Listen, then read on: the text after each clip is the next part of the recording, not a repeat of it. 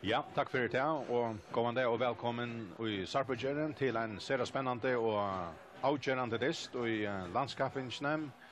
Disteren mellom Viking, som av 8, og i FA-deltene nå en nastørste dister skal begynne, og ferjemesterne på 36. Og spillerne jo akkurat kommet av Vøtlen, og tar helsen hver øre nå, så her for at være blåst i gang om få minutter. Og lät han så bara beina vägen nevna kvarjer skulle spela och heimalige Vikinger manna sig vi Hesson 11 fra början Gesa Tori stendur i mål utleikarar och Andreas Lava Olsen Hannes Jakobsen Atle Gregersen Hegen Hansen Filip Georgievich Sölve Vatnamar Hans Paul Samuelsen Erling Jakobsen Soren Angel och Gerst Hansen. Og på 36 til Taurer Thomsen, Jonas Tornes, Bjarne Petersen, Hørtur Askan, Jester Boasson Dam, Eli Falkvart Nilsen, Hannes Agnarsson, Lukas Sislevic, Sebastian Pinkel, Ottmar Ferre og Roaldur Jakobsen. Ja, og Johannes, jo hetta fullmannali, eller anker som manglar? Ja, så Vujkalin Hans-Jørgen Djurus hever karantene i Slenda Destiner, og ja, så själva finner och spelare som veck som länge veck men vi måste ta som vi skjuter så det och på 6 linjen Andreas Eriksen ute finns ju snott under och Angel Lances mot Restruje och en revia beina så han inte har varit någon här. Så 6 det ger väl till att alla helst Bjarne Petersen in spelar gratis till 4 år. Kommer spela i Miver kanske samma vi hört Askan. Och så tycker att Hegen och Soren Angel i Mivertlon här samma vi själva han så det tar lösa hatt på spela i. Ja, och här för över klart kvar jag lötte. På 36 i Kviton spelar för att i västra ändan och Vikinger och så någon ljusa grön ljusa blå blåna och Estar och halven här i förra halvlek. Och till 36 som ska ha bollen upp. Som vera man stor och har för Hesentisten och inte minst i Klaxvik till öll FM vånen cha Klaxvikinkon ju krökt upp i ett nöktante på 36 urslit här i det och Johan Styren Sjö var en jaunläkare här i Eisneve. Ja, vi måste. Ja, vi måste distan som kan ju sånt där alla helst skulle vinna. Så jag vill inte kunna räkna vi att harmorarna vinner det. De måste vinna. Trustin är väldigt viktigt. Ja. Och här är distren akkurat färden i gång och bollen på 36 halvene. Ottmar Ferre har bollen. Så där Hördur Askan. Och så det en av de nutche man och Chadamon. Inte nej hade vi chans. Det är fast men Bjarne Petersen är nog nutcher. Ja. Och så där Jester med bollen och så lätter Rovalder bollen föra fram till han själv han danska spelaren Chadamon som ligger här framme Sebastian Pinkel. Och Lukas Sislevic ligger ute i vänster så jag kan nu han räcker inte fram efter bollen som kom från Eli och bollen far ut och Vikinger har inkast högre med en Araka millinjerna. Gerst Hansen skal kasta in och han i för vi att orientera sig om hur han ska ta där inkasten. Det blir så fram efter till Sölva Vatnamar som tar bollen ner lite på mig matlagare bollen kommer fram med Brosta in så Georgievich rätt och skjuter med halta flätch kommer upp den i början och frispark till på 36. Men gott all upp. Får inte alla bära Sölva lite bollen att roverna men Philip Georgievich längst men skjuter så bara fram i mål nästan. Sexually spelar väl Luigi står som var Klaxvik att Roaldur som ökar sig främst med över så skiftar där ölen i mitten så Pinkel fram och först och Roaldur helt främst först och så arbetar han åter banan skapar utast över och då heter det försälja så. Sen det vi kallar det alternativt men normalt är Roaldur ju ta mer av Mivertlon som stor spel då chap sexually ja stora men då så att han ligger halvfrämst ja. Så där Vikinger Erling lägger bollen ut till Hans Jakobsen visst som en goalsending fram till Salva men så kom Fletcher efter upp. Efter Rengstöva mot Vikinger. Och det låt så och det synter det ska man säga diagonalt alltså där synter mot Vikinger läggarna lika som inför fjärde nu och så in mot skolan där så där Luigi som drar inte och ja, synder på först och synder ganska mot Witching ju. Ja, va. Annars torst, og her nekver avskårer til dysten, og sånn til øyla nekv spenter og avskårer her i Gøti og ur Larvøk, som tevja FM-øvleika nå, til i tarra håndton, men heter en avbjørn, det han til at grei iver. Og så er det på 6.30, Eli Falkvart Nilsen, Heobatten, spennende vågjere til Bjartna Pedersen, høyre til Jonas Taur, Anders Datramiene, innetter til Eli, og han vil så avloppen og varve til korsen i bolten, ut i høyre søyen til Jonas til Bjartna, og så i Ottmar, så er det Bjartna i atter, så litt av bolten iver av Witchingshalvene, og her ligger bolten i så overlega, og Angen røkker etter noen, og bolten fyrir ut her, og det blir innkast til Witching. Og Gerst Hansen teker innkast, nekka mitt av Eknar i halve, høyre megen. Frametter, og hver færan, hørter i første rånen, kjøper 6.30, og litt rann opp i loft, og ut av vattelen, og innkast av Nutsjon til Witching, nå av på 6.30 i halvene. Gerst tveide botten inn etter til Heien, og så kom av på 6.30 i midten, på fetra botten, Hannes Agnarsson, men botten stakkere sin til Vildalie, og en takling, atro fram, og så en ålong sending, og det kan godt være vinterens spillere synder inn. Ja, det gör han ligger alltså hittar på 6 från höger sida spela till vänster så för nej la bollen ölen är kvar för att det är så långa sändningar men hans på 6 är normalt att liksom häva bollen och gör och flytran och gör det alltid men här vill Champions runt att spela åter men till öla tro på från höger till vänster men från vänster till höger det är väl ganska center lätta nu. Ja, på 6 Reiner, men Verjan Tja Witching Jeffert hammer alda støvne, Bolton vil lagt atter til målmannen, lengt utspark fra honom, Bolton kommer i våra på 60 halvna og for reisen i tav, og så er innkast til B36. 5 minutter er nå farner, og i 4 halvleggje 0-0 i Gøte, mittelen Witching og B36. B60 Reiner har bygget opp, og Lukas Islevic, vi har noen til Ottmar, og så er innkast til B36 her, og halvare Witchings halvene, det har vært tidset til Lukas, han tar med bolten, skal spille han etter om seg, Atle Gregersen för Fättronon, bollen för högt upp på loft, kommer ner mine. Och Hurter är han som söner för hade jag bollen och han har åter ut ett nytt inkast.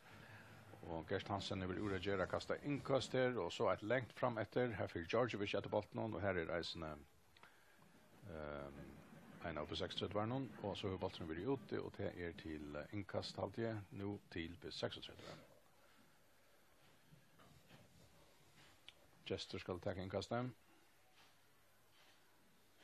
Og Ottmar fer langt bolten vi hadde nå til Sebastian Pinkel. Så er det Witchingarna som renner seg, nå er det Søren Ankel. Litt bolten fram mot på 6. Brosteinon, hørte stekker han noen. Og så vil bolten innan for sparka av høyt på loft og lengt ut av Vøtlenon og inkastet atter til Witching.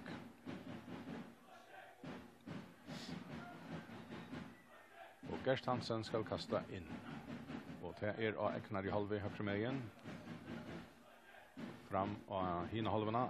Så er det Hans Paul som er her, men han fer ikke reilig botten. Vi ser ikke første firme er for han, men han har vel lagt rundt til trust, 2 på 60, det var etter noen, prygget botten fra noen. Så kommer Hans Jakobsen fram for fædre botten, sammen spiller vi Sølva, og så regner på 60, når han vinner botten, tar for å stave innom, Ottmar Feru hever han.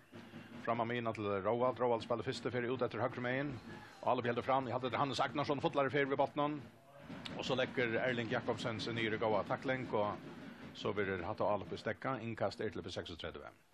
Eli Falkvart Nilsen i bolten. Reker vi innom av Witchings halvene. Spiller stått til Lukas Islevic.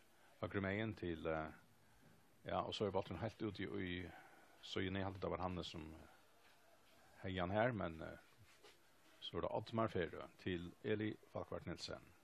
Venstre megen til Just Dam. Og så atter til Hørd Askam. Och så blir botten så stackar han fram på 60 halvorna och här kapplen där Roman och Lava varannar och Bjarne Petersen var in och allt spalade väl av 4 på 36 och Malmö fick bollen åter.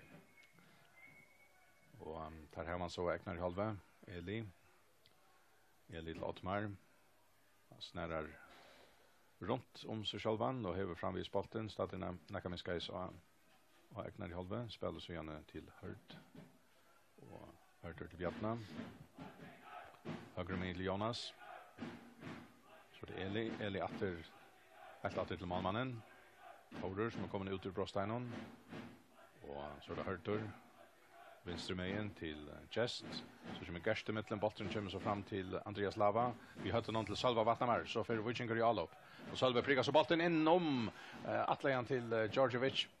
Og Verjan kjøper 6, det fikk Billbukt vid støven i første syfte, men her ble innkast til B36 lengt atter i venstre meien og eknare halve. Så var bollen senter om Anamina, og Atle Gregersen for Petra honom.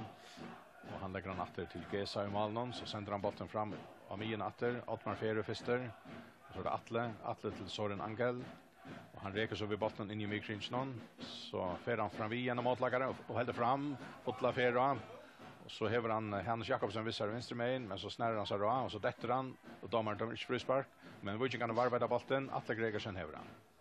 Så igjen Gerst Hansen, starter av mien vid noen. Spelar så stått fram etter til Djordjevic, och så Hejen, så detter han och för frispark.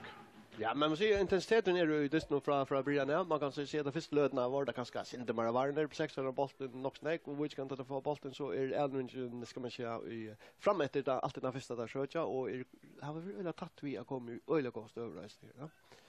Men om som köper linjer är klart det och ta av tidigare så att det ser ut att komma bli öle spännande. 8-9 minutter farner, og i fjerde halvleitje, 0-0 i gøte mellom Viking og B36 til Vikinger som hever frispark, og halvare B36 i halvene, høyre med. Og til helst Salve Vatnamar som skal teka frisparket.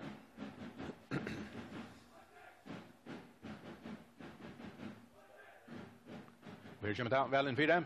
Og botten lykkes med leiser inn i Brostein her. Det kom til å være en tilvilderlig foter som fikk skåta bollen, men så var det ikke. På 16 har finnes han, og Jonas får prikka bollen videre. Hannes Agnarsson fotlare fer ved bollen, og Lukas vid venstre meien. Da naktas Brostein ved bollen videre. Lukas Islevic, og han skjuter, og Gesa lykkes ned og hever han. Ja, stor chans på 16. Du har hittat att han går av frispark från Viking här och så där kontra alla Jonas för bollen fram. Agnar så tvärs så och så och Jesper hinner ända. Ja, och så är det Andreas Lava som får bollen vissar här, och han är i kappränning vi hört om han, och han får frispark också. Ja, och jag också alltså för att ta ända vi att sist vi skulle kanske finna mer på sura snär. Han är gott några sin till vänster, sin till sporsker, men avslutningen är inte särskilt god. Han är inte under särskilt något så truster. Är själva ju nekvar fair, men Gesa läggs ner och helt bort, men hade det största möjligheten att se här lite. Ja, det är nog inkast till Viking framalega högre meien.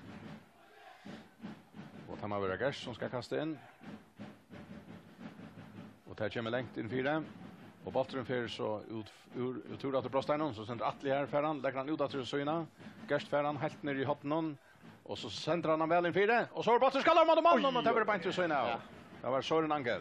Ja, men första längt inkast från Gerst i höger sjöge bollen James ut att till Gerst och så kommer inlägg och Søren är där inne och bollen är kanske 2-3 cm och huvudlan kan ordentligt få rakt mål, men affär halva meter söna mål så att rymliga går målmöjligheter till Viking och på inte upp 6 faktiskt haft en rättliga gåva.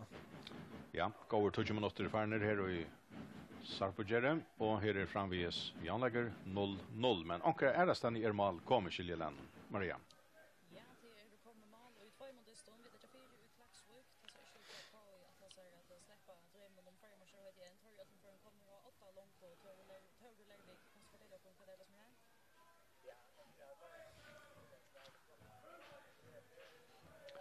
Og KV har lagt 8, og i Klaksvik måtte bli 8 trusch. Og så er det på 6:30 etter. Chester måtte komme i kjøkkenen.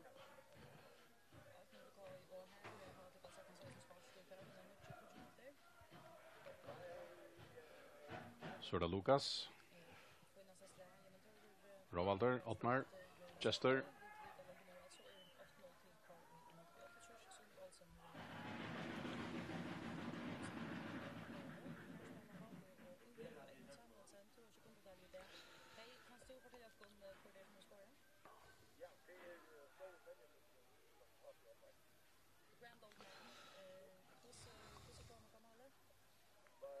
Og så er Male Gondadelle, og til HP som er lagt 8 1-0 mot UF.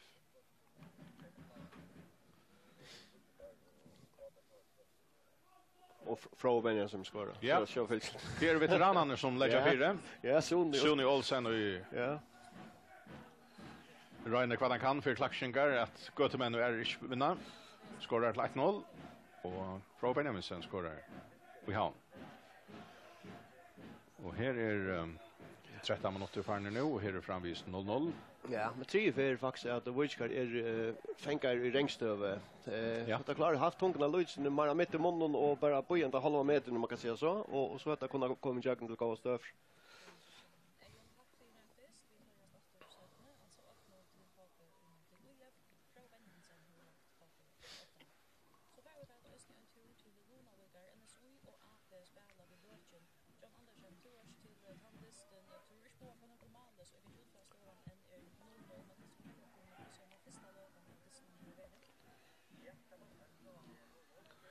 Och så är det ju normal kommen N 0-0 är i Runavik.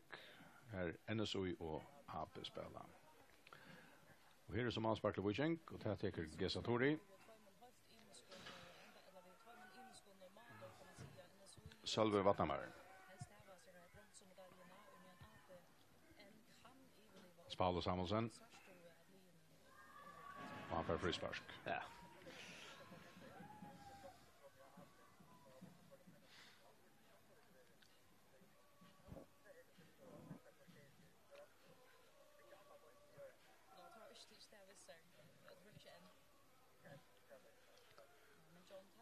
Paulo sender frispark, men här var en Giovanni affär.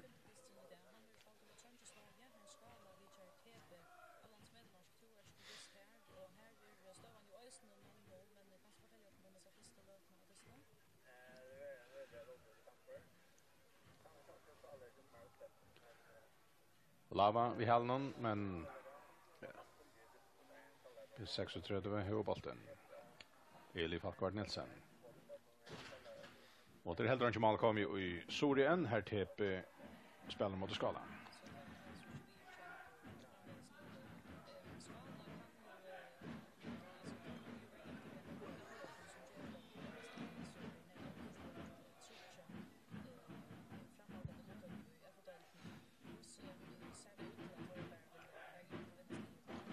Det får vi kvarter färre nu. Och här är framvis 0-0. Man säger att det är jämnt, man måste säga. Ja. Eller jämnt, det är sex är ganska haft den bästa möjligheten vid Sislovic. Och det är det.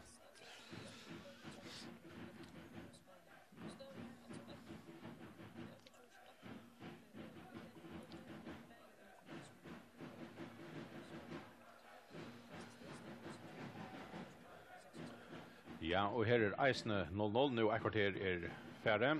Och så för Wojciech går ju alla upp och det är Soren Angel som vinner bollen från Lukas Sislovic. Så sänder bollen fram till Andreas Lava. Han var en 12-årig stöv men han jag vet inte, han fick inte tämma alla bollen och så räck bollen några längt från honom. Men det är första kvarter i Jans till inte 12 igen. Ja, du är pura jämnt och som nämnde ganska grann alltså största möjligheten här på 6 så haft det här till att Sislovic en kontroll upp Jimmy Costa och till vänster skjuter men så nu för han själv. Ja, han har sagt något så han är sån kvillvinter. Han renner vid fotlar för och han fer fram efter högersröjen. Och han kommer längt nu så spelar han in till Pinkel och han snärrar sig hela bollen chassar och så kommer för att han såg Ankel igen är ordentlig tackling här och sätter punkten för det här alla uppnåmna på 60 vi hela bollen åter och renner få alla på åter. Rovalder vi hade någon lägger bollen ut i högra bord till Jonas Tornes. Och så där ja Lukas Sislovic där och så fram i Brostein och här var Anke på 60 det var akkurat nog klarar men tar jag vet inte där du har syndrom på han här möjliga undanvinten som parsvis är ska inte kunna se det men det ser ut som tar nej det är inte några nämnvärt ganska alldeles väl men jag låter så det ut som tar kvar också väl på 36 här är Winsterman vid bollen nu och Eli och Jester spelar sina mittlen så ränner Jester affära fram vi Philip men han stack honom ut och kör bollen till inkast och så han till domaren säger att Soren Anker ska knyta sig lyssnar och Aron vid tagarna inkast. Så kör vi till. Ja, men alltså det är väl jag men inte pura jämnt. Och 6 har gått ut att det har spalt boll till mitten men så en tror jag förra för när det är röna spela bollen att de väl det lyckas inte nog väl och det är ganska tog att det är center undan vi först och så det ganska onkt och ganska ligger helt ju i stil någon köp 60 att spela i lång koncentrering med mer att brodera sig fram efter. Han har alltid tagit så bäst ut att det gör det och så jag där ut i högra kant Agnarsson är här och tar en förboll så är det vi fotlar för. Ja. Det är inte alltid Lukas men alltså det är spänta lödras på tar en för. Ja, och så har vi sån Anka Knuts lyssnar och Bavon Gagnon och spelar upp till TJ och på 60 ränner för alla bilar och här är det så Phil Nagsedan George Sislovic. Yeah. Som färliga som bollen vissar inom den första mannen med bollen stack några längre från och ändar vi färdigt till så tar vi målspark till Wichenk. Sejan 8 minuter för ner. 0-0. Och vi går till. Och här är inkast till B36.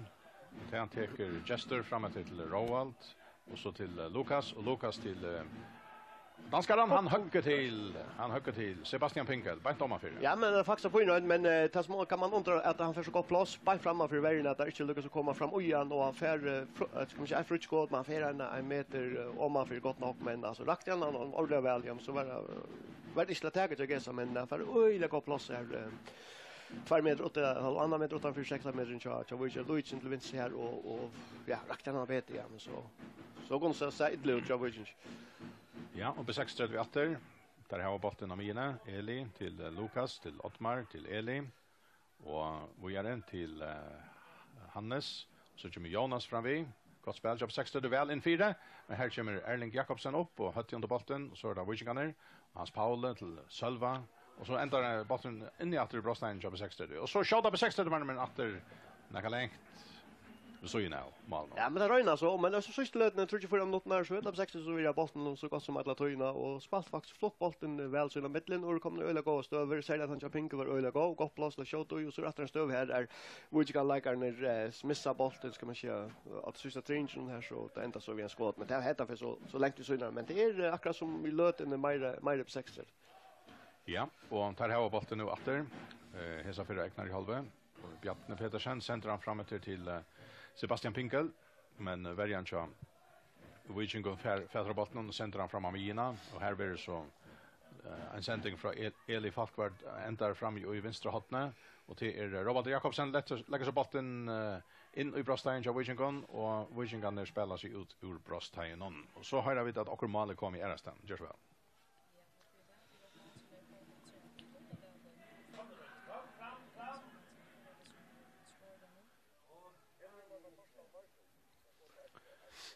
Det är Happe som har skårat till 2-0 mot UIF.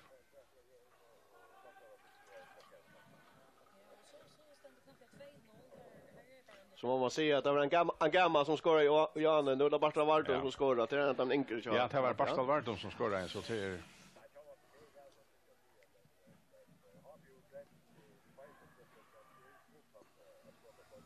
och här är det på 6:30 som Truster. Och Jonas in 4, väl in 4. Här manglar Ludvig. Ja, men det är nu är det på 60 som säger det tog det snabbt. Det måste jag säga.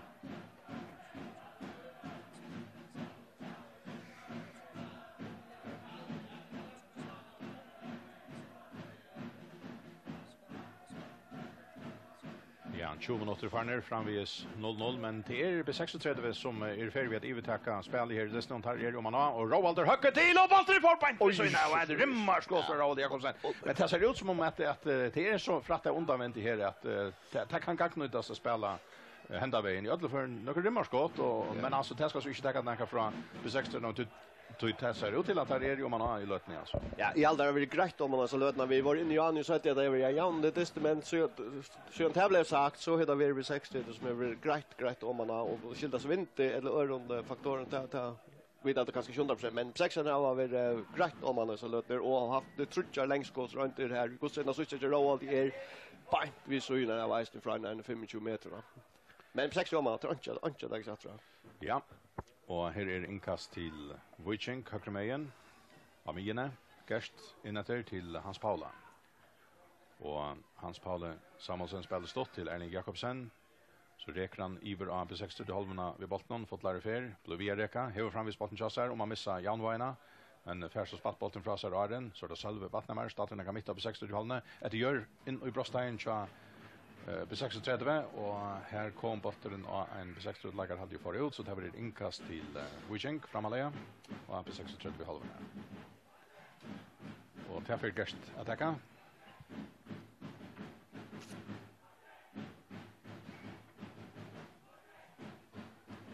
Och om man har färdiga längt att ta Renniga lopp till så kanske. I man resa med vissa så chans det är snägt fall. Och han här kommer så bollen in 4 men här ständer Eli som den första men så får han Wishing åter. Lägger han åter till Gerst ja och så kommer Rovald till 60 mitten. Stått till Lukas till Eli till Lukas. Där spelar stått så i mitten in i Ekno Brostai och så en gåsändning från Lukas höger med in och Hannes är här och Jonas är här och tar Reina för ett allopilä men så för det här alloppe för motorskoter och Wishingen har vunnit bollen efter. Lång sändning fram efter till Lava. Han är öl ensam att det här framme och ja.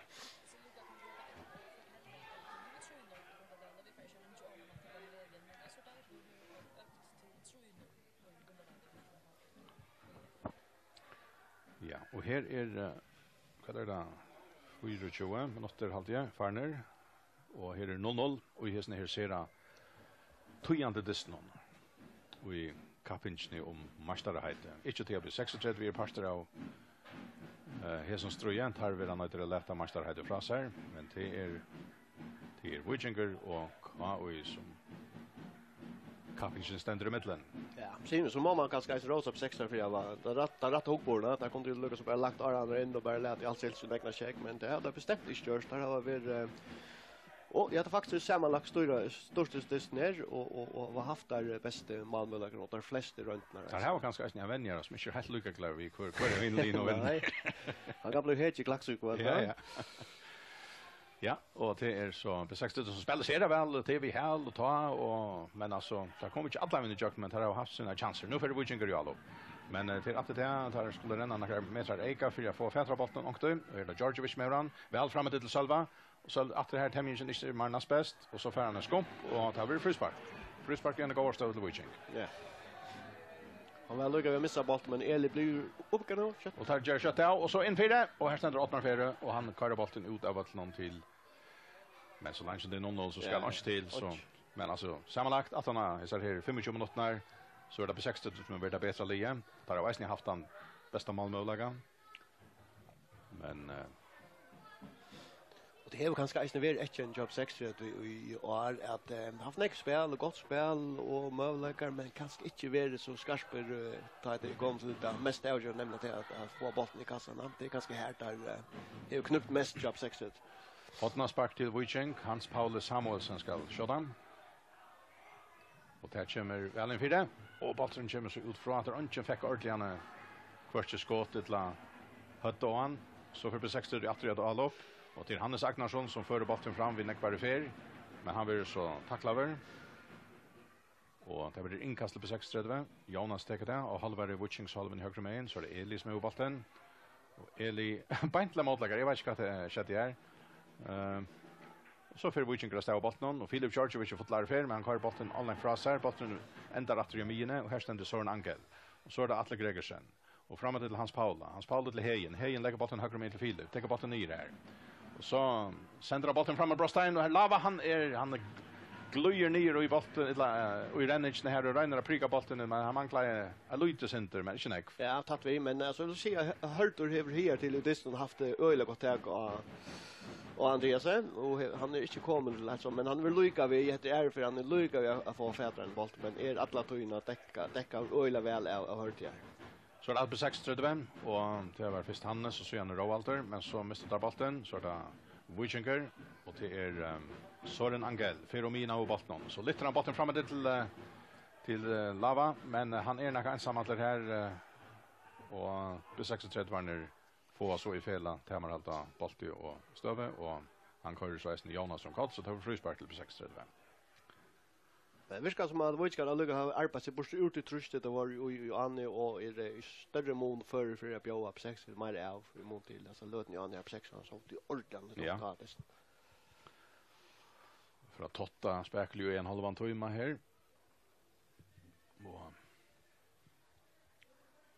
Det är 36 som spelar bollen Suna mitten och Egnar Hjalve. Eli hever han nu. Högre med till Jonas. Så är det Bjarne Petersen och Hördu Raska. Så kommer Eli för bollen. Ut i högra bord till Jonas. Och så åter till Bjarne Petersen. Så in i mikringen av 36 i halvan. Här ständer Ottmar Ferre. Det gör högre med till Jonas. Det är 36 som spelar. Så missar de bollen och till Vikingarna som får. Sölve Hevran. Vänster med till Hans Paula. Spelar första för till Hejen. Hejen prickar så bollen från sig. Men på 16 vinnan. Sänder fram Amina. Och för han här till på 36 Werner. Rovald lite fram till Pinkel. Men här är så Erling toucher sig till bollen. Bollen ändrar till Sebastian Pinkel. Han för fram och högra hatten vid bollen. Och spelar han så åter till Jonas. Jonas innetter. Här har han Lukas. Och Lukas lägger så bollen ut i vänstra bord till Jester som för han här. Så åter till Lukas. Och händer den här. Så fram emot Brostein jobb i 36. Nej, John Wichinger skulle det säga. Och så får Wichinger fälla bollen och så sänder där Lava åter av stämmen. Det var inte här som bollen vi ringer John när den upp. Och vi skiljer den att Åkermale kommer Lava. Han måste finna bollen visser. Han fick så en center här och på 36 vi har Tamaralt och Stone. Ja, Åkermale kommer, just väl.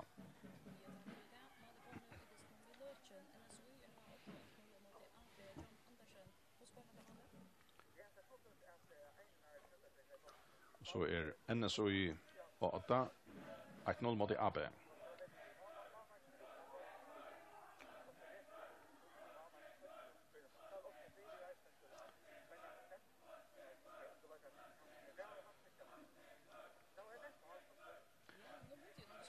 Och här är B36 Rainer Högremein för frispark. Ett länkast det var ska det bli.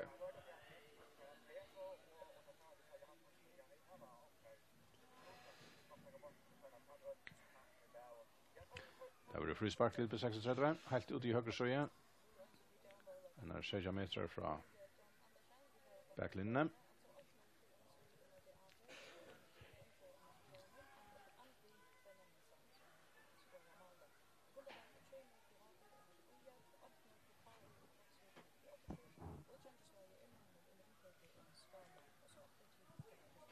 Ja, och på 60 det var frispark och han var center lockt efter gör helt in och i måltagen. Här var Anjo som stack tonna fram. Anjo var det kanske att det kom så läs och Gesa Leisi och Feckan och helt honom. Ja, men att det är smart att det är center ut eller helt ut i högre och Roald väl istället för luften så väl den där knallan in i inner så han färd lyckas man ut att skruva i här och så ska imagine att ankra och den kvite ska möta bollen men tar något så inte in till frispark och Gesa var fiskar av bollen. Och här är alltså inkast till B36. Och till så Tijem. Eli hos bollen. Just. Ivra Wiching-salverna. Och så knöper där Chadamon Sebastian Pinka för att stäva bollen. Hever han vänster med för inne Brostein vinner. Och så utfra och så Ottmar Ferre har bollen och så börjar det. Och så skjuter där och en ser gå stöva. Hannes Agnarsson blev nästan laser men han fick inte ordentligt allt passa här och han rakte inte bollen av men att en stor målmöllage ganska att han störste jobb 6-3. Ja, att Risa Möllage vi för fram här i vänster så och så vi bollen korten 4 till Hannes som ständer han är gott några synd truster men han ligger till högra benet och han heil kickar bollen här går över kvart en tjej 8-9 meter bort från mål och nästan mitt för. Och typ 6 det har haft det bästa och den näst bästa Malmö har gjort en plus där har haft det. Kostar 2 av sin längdskotten till dem som har varit öliga gå och tatt vi mål. Går halva timme färden 1:32 minuter färner och i förra halvlek här i Göteborg framvis 0-0 mellan Viking och B36. Och ja, bollen har fått ut här alltid. Eller får han ut? Jo, han får nog ut. Han har bollen på loft och han svämmar ju inte här och kommer så in att dra vatten men han har dömt ut det. Inkast till B36. Och det är så tidsje och Vikingarna har så bollen till fix detaljen så Hans Paula Samuelsen åter till Hans Jakobsen. Så det är Erling Jakobsen, Jovicinja fram till Hans Paula. Spelar han frasar på vägen ut till Hannes in till Soren och Soren åter till Hannes, långt åter till Erling. Så det Atle Gregersen. Og han spelar i Brom till Erling Jakobsen. Så det Søren Angel som ferran i Ramine. Så sender han bollen högre med igen, men Annek Ferra og bollen endar ute, og det blir en inkast til 36.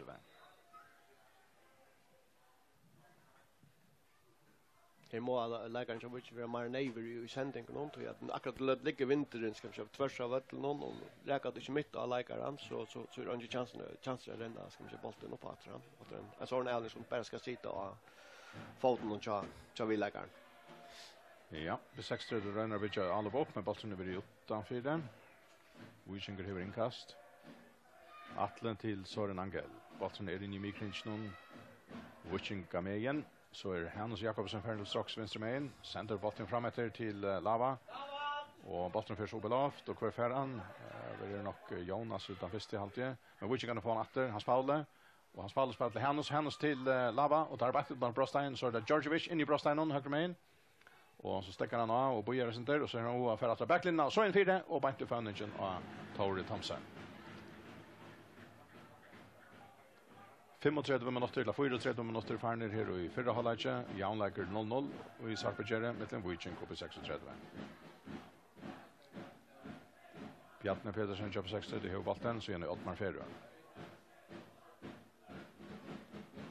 Eli Falkvart og Bjartne Pedersen. Han tryppar sin til Bolten. Så en lang sending fram til Pinkel. Men kvarske han til Atle for Fætrabolten. Og domaren sier at Sebastian Pinkel hever tråkan vid albonen. Og det hever frispark til Wiching og mitt av Wichings halvene.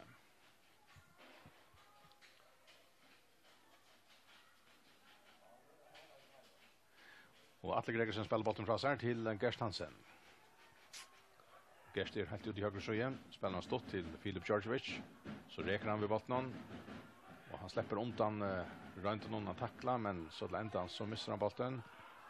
Och med kan se domaren, han ser frispark på 36, ja. Ja, och Elbjörn kör Filip här att han kom för båda första mannen att han ska släppa sig av bollen, men ofta när förran dribblarna så hycker så är den ner av bollen och ofta dribblarna sig oj trubblagar som jag för nära. För på en och så är skulle det vara en ivta och släppa bollen och så flyttar så vidare utan boll och få bollen att så. Eli Falkvart Nilsson köper 6 till bollen ut 4. Lägger han högre med in fram efter, men här att det har vi nevlägga någon.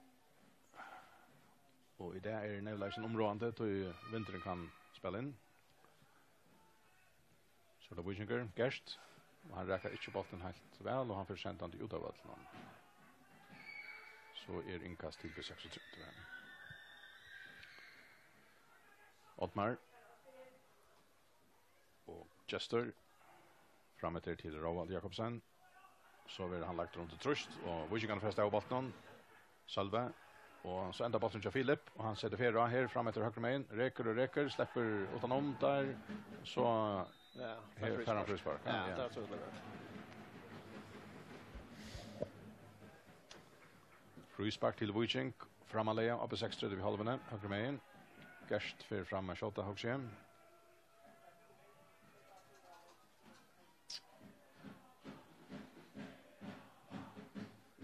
Sex tycker allt väl att vi här nu. Ja. Så står hade han där på så då blev 60 det ser man mycket att han får det kontra. Ja. Men nu måste man säga nu ringte han kontra ganska helt därifrån. Ja. Vi angår först fram just. Ja. Salve vattnar mer till frispark ut i höger så igen.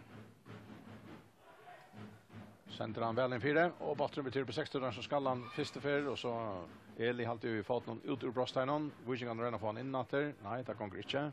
Bollen kommer om han Amina. Hannes Jakobsen och Wiching lyfter han upp fram. Och så touchar där sig upp efter bollen. Ända ner Hannes Agnarsson på 60 färran och han snejer en häcknesliga av och så fer han i etchenton fermiklar framsökten vid bollen och för inkast höger med. Jonas kommer fram och kastar. Det har spalt igjen 38 minutter nå og i fyrra halvleitje, og her er framvis 0-0 og i Gøte. Mittel Wiching oppe 36. Jonas Torneska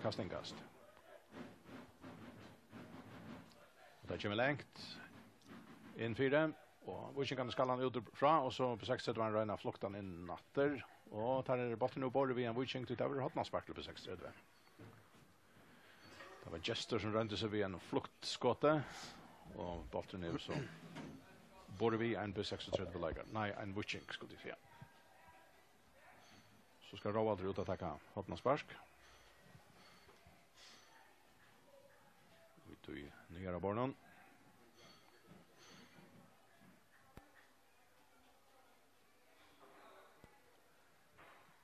Och Viking kan nu få så hade under bollen och få han ut ur Brosteinen på 16 vinner han åter bollen åter här ut i höger så in 4 till Ottmar släpper in i Brostein vid bollen och så får Viking kan bollen ut ur Brostein åter och kvar färran så igen Elif Hackvard på 16 till Jonas höger med lite bollen framåt ur Brostein och så det åter och så överlea och så Negfer och Sanders in 4 är bollen för ut där till Maspark. Och det tycker Gesa ut efter högra men vi söker Jans att det är vi vinner någon spelar tarnar center. Ja, det gör det och tog ju hooks i isen så man spelar nästan för bustrumt och så kan ska göra det på en analys smarta och man spelar inte ska man säga undan vinden men man spelar ganska upp i vinden i större mån alltså klarar man hålla bollen in i vattnet. Och det är kanske just så slutna att det är i kvalitet del av näka. Bollen går kan nu. Ja, och så tar Viking ner ett inkast också kött och själva vattnar med hur finns han uppe i högra hotne. Så gärna till Georgievich in netter till Kvann. Hans Pauli in i Brostein men här låst där på en annan rätt och Ottmar Ferro för bollen framåt till Sebastian Pinkel. Och så Hans Pauli åter. Och så kan Hans Pauli räcker bollen prickar han högra med till Georgievich. Och Georgievich ränner att få raxtra bollen helt om han i bordet, helt om han i hotne och så är det han och Sebastian Pinkel i hotne att kunna bollen och halt det ända vi en inkast till Viking. 5 minuter efter av vanliga lagtøy. Vi fyrre halvleie, framvis Anchumal komme, og i distan mellom Viking og B36. Inkastet kommer her, vi har en 4, B6 får han her, og får han ut etter Brostein, men så stund hans Pauli her, innatter til Heien, og Heien skal litt an 4 til enda vi at Torre kommer ut om alle og færre. Torre tveide bolten fra seg til Rovald Jakobsen, som starter venstre meien av Eknar Holbe, fram av Mina til Lukas Sislevic, til Rovald Atter, til Sebastian Pinkel, så inn Ottmar Ferø, Ottmar til Lukas, og så til Sebastian Pinkel, og så Rovald Rønner spiller i midten med verden av Vikingon, men det lukkes ikke. Og så en skjøvsending fra Georgievich til Gerst, men han må vente seg og få fætre bolten til 1-16, så er det Heien Hansen, og så igjen i Atle Gregersen. Og han spelar vidare till Erling. Och Erling tar center under truste på 6 och också väl man är av Viking Salven men nu för Viking i Modalo på till Salve Vattnamar. Feromina och Botten snära in now. Sänder så Botten från högra vång till Georgievich. Och han färd tämmer av Botten på inte av Brostein. Och kvar händer så stäcker han av så sätter han Ferra in så stoppar han upp och så spelar han vidare och kvar färd han ner till Salve han färd Botten vissar stäcker så han från andra backlinjen och så färd han hotna spark på skjortor. Ja. 30 minuter efter av förra halvlek och så är det vanliga lagtøy framvis 0-0. Viking rönner att spela sig in till det nu. Ja, rönnar speglar men det var kanske värre för en misstök och ska vi aldrig kanske tänka att där stövan är så jag vet inte Lucas ju hattislig men det är inte ordentligt kommer ordentligt upp på hästen alltid ordentligt men akkurat lödne så är det rymligt gott ut att. Ja, här kommer så att man sparkar från Salva lagt in 4 och Botten stackar laser. Hegen skjuter men här tjukt 4 och Botten kommer ut från att och kvar färran, Heien färran lägger han så att omsidla. Ja, här är Hans Paul Samuelsen. Och vi är till Hannes lite botten högt fram i Brostein åter. Malmaren Torre kommer ut, han när han inte, han loftar inte och han brukar ner han slår han vi och det var man får ut till inkast till att det går att Hatnarsparsker ja och så Hatnarsparken tar få att så är det tor upp till Heien som utanför fältet skjuter men här öle 24 och över blockerar men vad har nu Hatnarspark och det sikkert gott jag vill ju färra till hållag så på att okej nu ser det ut att till vänta lite inte till att på 60 det väl vara till Lie som vi kan se hur vi mer i Oman och i förra lag här till oss. Nöjt Hatnarspark till Viking Och här kommer det hackre och så Anke skallar ordentligt mot mål och så in i måltegn och så stackar bollen läser in i måltegn och så ändrar han och vi får inte någon av målmannen. Här var nervi. Oj, lätt att vi det är två det är tillfällig boll i halvtid Erlings för vänstra ben och han och ser ut att färra i tryggant men fär inte kraft och tar är för att plocka ner och tryggant där men tatt vi ju inte det fria smölagen vi inte har haft det i förra halvlek. Anke Nevi och den bästa målmålet jag vill inte här. Så är det på 6:30 Ottmar Ferre till Sebastian Pinkel och så är det Rovalder Jakobsen. Så kommer Jester fram vi här vänster med igen så får han botten så att det Rovald på utan Brostein räcker vi botten och spelar så in där till Lukas Islevic. Vi är det till Eli Falkvart Nilsen högre med till Jonas. Och Jonas spelar så stått från sig till Hannes Agnarsson åter Eli och så fer han fram vi en lagare och så lägger han bollen in i Brostein och här var en liten Michelin Goy och tog kommer ju mer på ur här som all upp någon. Så kommer bollen av mina, kvar färran, 60 färran, och tar er i utanför Brostein till Wichinkon. Här ständer Atle Gregersen, spelar han vidare till Hans Paula. Hans Paula sänder han över hitborren till Filip. Och han hever han helt ut i syne, spelar så in efter till Salva. Och Salva hever så bollen räcker vid någon av mina, spelar till Soren Angel. Och han vill så fälter och tar väl frispark till Wichink. En halv minutter til kvarter av vanlige lag til etter og fyrre halvleikjen. Her er framvis Janlager 0-0. Og frispark er til Wichink og Mine. Domaren tar seg 2 år ved Rovald kjøper 6-30, og her kommer han ikke korst. Og Atle skal takke frispark.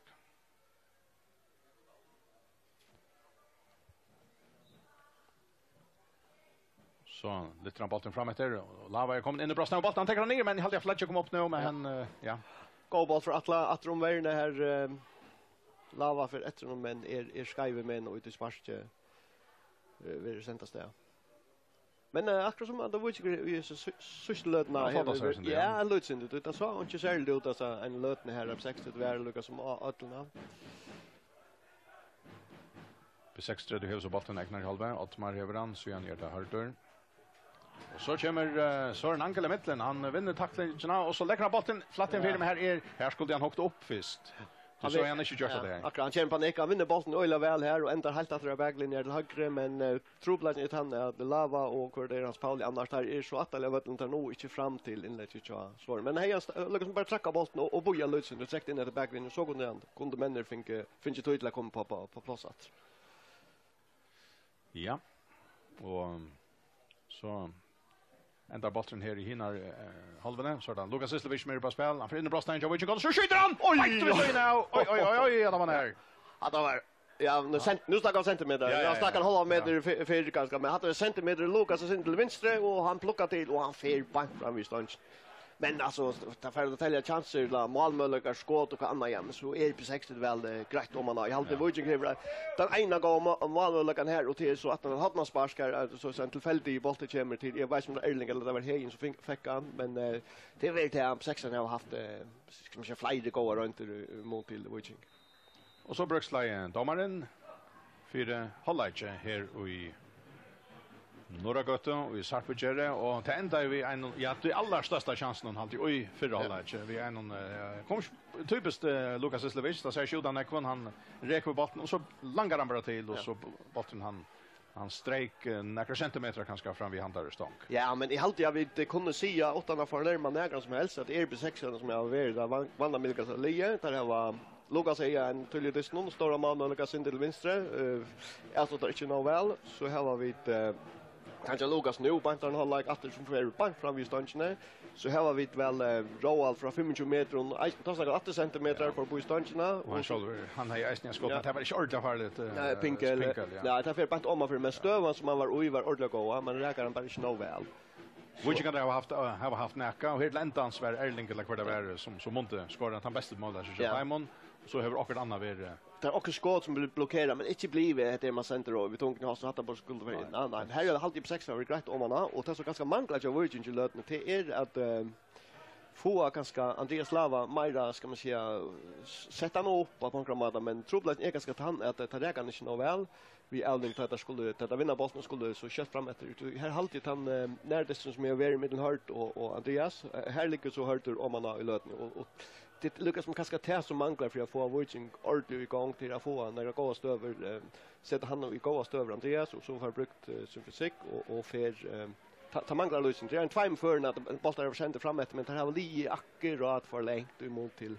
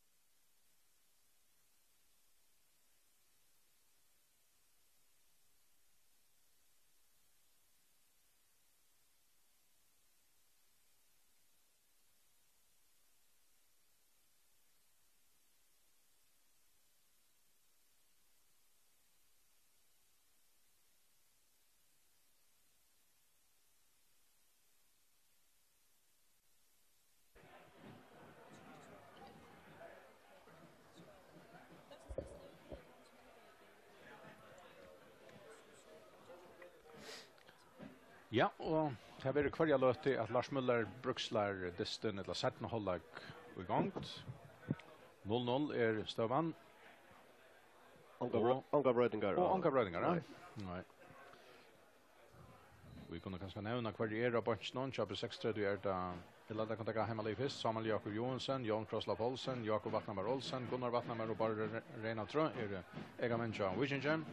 Og kjøper 6-30 Trygve Askam, Benjamin Heinesen, Erlendur Magnusson, Peter Pedersen og Jakob Aborg.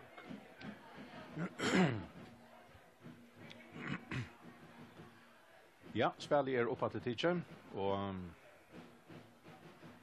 det B36 som har bolten, og Sunar i halve som nu i setten halvleg den Estar halvan, Ottmar Fere, og så bolten Sebastian Pinkel, og han fikk frispark. Edla B36 fikk frispark, nekker minst inn i Witchings-halvene, midt 4.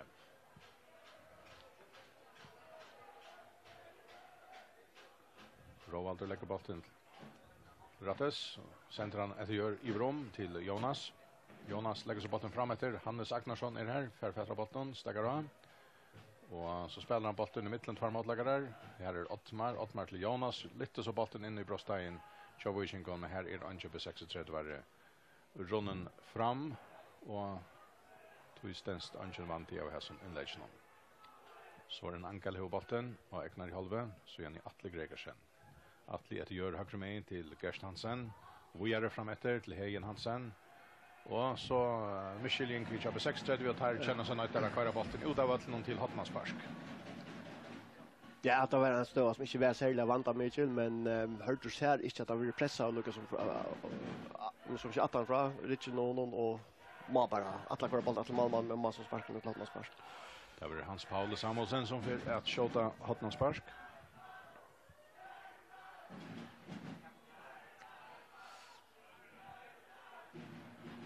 Og her kommer til han, vel inn 4. Og på 6-30 var den skala bolten ut av Brosteinon. Så regner selve vattnet med å få Fætron til Gerard Neisning. Han snøyder seg motleggere. Så sender bolten i 4 etter. Og så helt inn i maltegjen en sånn manta støva. Her kom det komme mer på sjur, men Georgievich var her som bolten kom. Han fikk ikke ordentlig skott av han, og så ble man spark. Ja, så selv legger han inn fra venstre her, inn av skrua, og til her sender vinter kanskje om han hadde akkurat løtene, og her Georgievich i atterstånd, kjøler Fætron, og Andreasson eis var Fætron, og her er han nok helt av løyde sinde, men ikke nok til at utløse noe kriminellt i høvra, men så vandrer vi, det vandrer mye ut. Her innkast til B36 av Miene, og Jonas Tornes skal kasta. Innetter til Ottmar Fere, så det Eli Falkvart Nilsen, og så en ankel teker bolten av noen.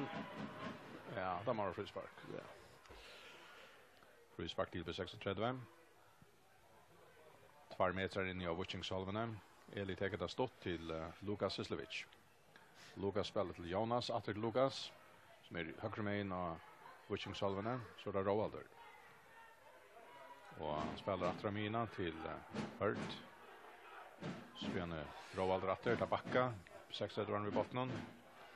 Atter til Tor Thomsen som går ut av malen. Så gjerne til Bjartna Petersen, Lukas, Atalia Vøtlenon. På 6-30 var han leta botten genga synna mittlen, nå av Egnar i halve. Roalder Jakobsen. Og Bjartne og Jonas. Så fyrer han Omina, høyre med inn, frem etter til Hannes. Hannes til Lukas, atter til Hannes. Og han starter nekka mitt av Witchings-halvene, legger bolten et gjør i Brom til Just Dam, inn etter atter til Roald. Venter seg ved bolten. Her hever han Lukas Islevic. Og Lukas snærer seg av. Sender han med vinstra bein i Brom. Her kommer så Witchinger i midten, men ja, der har også vunnet bolten. Her sender han fram, men jeg vet ikke om han hukte noe vel etter. Der kom han ikke på sjur. Så er det atter på 6-30. Eli til Ottmar. Ottmar høyre med inn til Jonas. Så inn etter Eli. Så skiljer han første mål i 17. halvleg kommet. Gjør så vel.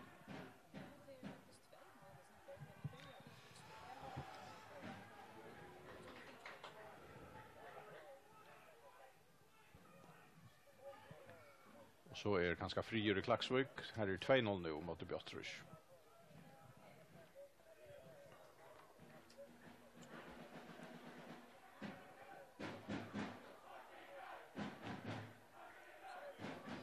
Här är frispark till 36 frispark. Väl en 4.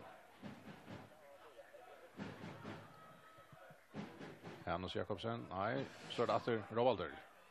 Hotnarspark.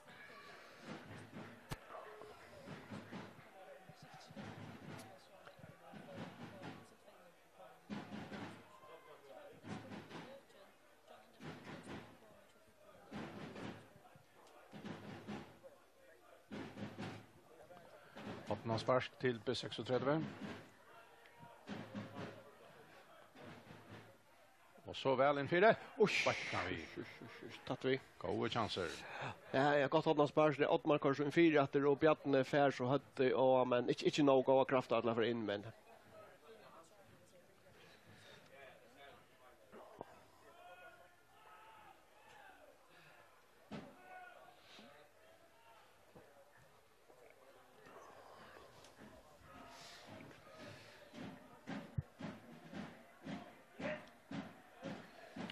Till 2-0 till NSOI mot Abbe Ronovik.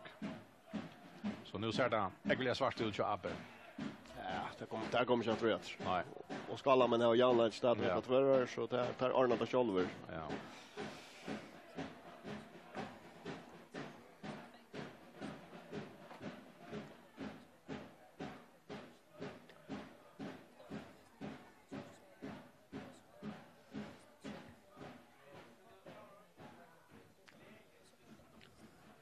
Ja, 5 minutter farner det sett halvtid och här är framvis 0-0 mellan Viking och B36 men hesa lite lötna vi var i 8-4 heje B60 Malmö-laget. Ja, hotna spars skulle väl en 4 Ottmar första hade ju han spelat först rum att till Bjarne som hette Bantus i Malmö. Och det är alltid väl att vara på 6 som är mer bollen här i sett halvtid gott nog att Viking har en gå stöv ju Anne här själv lägger in vänster har George akkurat inte nära komma från vås men annars alltid lucka att det är på 6 som Bankramata fortsätta samma som förra laget och är nekva bollen och ja så skapade den ena möjligheten här vi att hotna spars. Men en sån öla tulja. Ja, så det Viking som runner till Soren Angel och bollen för ut hinner med igen och det blir inkast till Viking. Salvi utista stått till Djordjevic. Salvi åter. Räcker in att få bollen sammanspel. Nej, att han missat nästa sammanspelet. På 16 sända bollen ut och brostan och Viking kan få åter Atle till Soren. Så gärna Gerst högre med in så lyfter han bollen in 4 men bollen blir 18 för mål och målspark till B36. Inled inte någon naivt att komma så hamplig stövnar här att det ligger inte någon väl en 4 och till väl konstren jag vill till era få det slava så eller så enkel på att kontra en boll in i fältet här han kan jaga efter att bollen ligger för långt väck från att det är inte nära sin helt så det kan vara att göra möjligt Andreas. Och jag tycker att det är väl legitimt att få Andreas igång och kanske en självväsen som kan göra också ska inte åtta fram. Ja, och så är det Andreas Lava om man kommer Sjögdon och bollen ner om man för mål och så skorar Viking! Andreas Lava Olsen har lagt Viking 8-1-0 nu och i 8 minuter är för nu sätter hållet och Johannes Hatta kom bort ur ankon. Ja, vad tror att det är så klota mål eller kan man kalla det så där här var kontroll av stöven i Myvärden 60 men Andreas fer efter en boll som ser ut att vara sig och förfäder och så kommer den närmast vid målmannen och bollen kommer så inom målmannen och så Andreas är beredd att ta mål och han skallar han bant under ivlegen och in till 8-0 och att så tog han ur munnen nästan alltså vi måste ha han i sving så vi skulle göra något som helst men ja en öjlig romer och fackna över här och i Sarpsborg nu. Ja, heter fotbollter. B36 vi har haft månen, har varit han vant mer allige, men tar få inte mål. Det här var så svinns några mål än. Och Vikinger ett misstag i varje nu och han knappe och shot Andreas Lava han George Sardalta och misstag och blev öppen för mål någon. Ja, ett löjemål. Ja, och Bushers första så är det så onkel man kanske sitter ju högt Bush om vi kan inte vilja mer det kunde mer ett annat det Lucas med Odli som har varit ta bättre fotbollslig och skapar sig kan nog rätt ja, och nu tror jag att det är Djordjevic med här är så hörter och han får bollen från honom och till Ottmar. Och Ottmar lägger bollen in i bröststegen till Jest och så ut från där. Och Viking kan räna. Här var bollen framvis. Spelar han väl framåt till Sölva Vattnamar och högra vänche. Räcker på botten för andra backlinjen vid någon. Bojar. Rycker sig om flatten för det. Och så för det med och Kottler och spelar helt fram och Wish kan visa tenno men det ändar vi att han missar botten ut av backlinjen och tar man sparkar på 6-3. Ja, men det som nu har Wish så lagt sig 8 men det som där inte mot igen nu till att lyckas med 30 sig åter. Vi bara var till landist i havna där gjorde det och det var om ja, det var happy att det kom undan då och nästan det såg gott nog inte men utifrån att vi har hänt det samma mot K och att det var att man säger att det ganska syndratter eller vill simpelt bara trustratter. Det må där inte göra frivilligt. Så är det trustratter så är det att jag på 6 lis ska vara något bättre. Det må hålla upp 16 veck från ska vi säga 16 meter så vitt möjligt va. Och det ser alltså ut till att där Lucas som inte lätta sig ska vi säga fettla långt rätt av vattnet men att här har några fält och lägga trustra på 16 så där inte få Lucas som sätts ut spel ordentligt här återifrån. Det är väl det bästa medicin som vi finns vill till. Frispark till B36 och Eknar i halven. När kan mitta Eknar i halven. Taurer Malmaren kommer ut och ska ta det. Ja, så får det sucha. Hur så neck för det här B6 lägger oj att komma tror jag att det går så sardt där är i avs ner. Tar här var sutt. Där har vunnit så tar här var Europa Cup plus nästa år och där blir nummer 3 eller 4 hur så lägger där 4 i det. Det är väl den som vi får så nu va. Det är spännande men det är vant att lugga lite affärer att göra en runda komma tror jag att det tror jag att allt som vi det var lugga till målet av Virgins till så vi är sexually som hur tror man vill vad och har skapat möjligheter och till tog resan utmärkta spel. Och färra där framhållande att skapa tar möjligheter så där har vi gjort här till så ska det väl om 24 sätten Lukas där få en men det är så det som gör fotboll så spännande. Det vet jag inte och men nu får då Eisen så ju hit som du nämnde om kvar för Washington att göra för att där begynner på det här sånt där nästan har bränt sig av flyer färder att backa för mig. Ja, men jag tycker väl att Atlantis har lärt sig att så fel till kan det vara så att man vill truster att du gör och så må man ta det här från men man ska inte ge Moselina en halva vad att för inte 12 minuter för när det sätter någon like 1-0 till Viking på 60 för all upp Hannes Agnarsson och högra vänster stått till Jonas lägger bollen mellan 4 och så kommer bollen läser in i Brosteinen och Viking kan få så sätter han upp och loft och ut ur Brosteinen och han ändrar till Hans Paul lägger ner och Jonas kommer i mitten Jonas spelar till Eli Faffart och så vänster så ska sändning Viking kan få han Filip Georgievic Amine Littran här ut till Sölva Vattnamar som är väldigt kläs under det.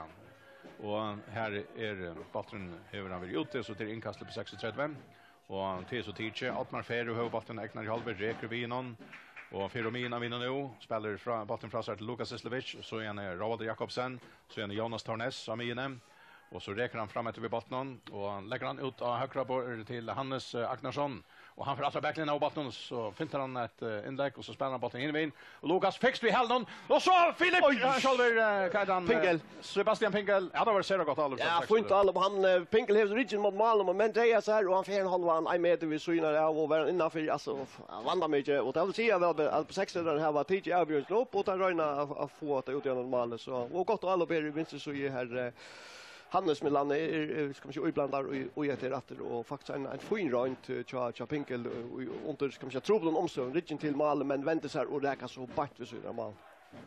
Ja. Och på 6:30 har så bollen och Eknar i halva 13 minuter för när du sätter halvlek. Vikingar 8-1-0 mot på 36 mål kom då 8 minuter var för när du sätter halvlek. Andreas Lava Olsen skorar. Och på 6 var det bygga upp på Eknar i halva. Jester har bollen med Semain. Så Altmar Ferro. Efter Jester. Och så är det Hörter. Och han snärar så helt där ute vid sydlinjerna. Och Jester och så efter till Taurer Malnon.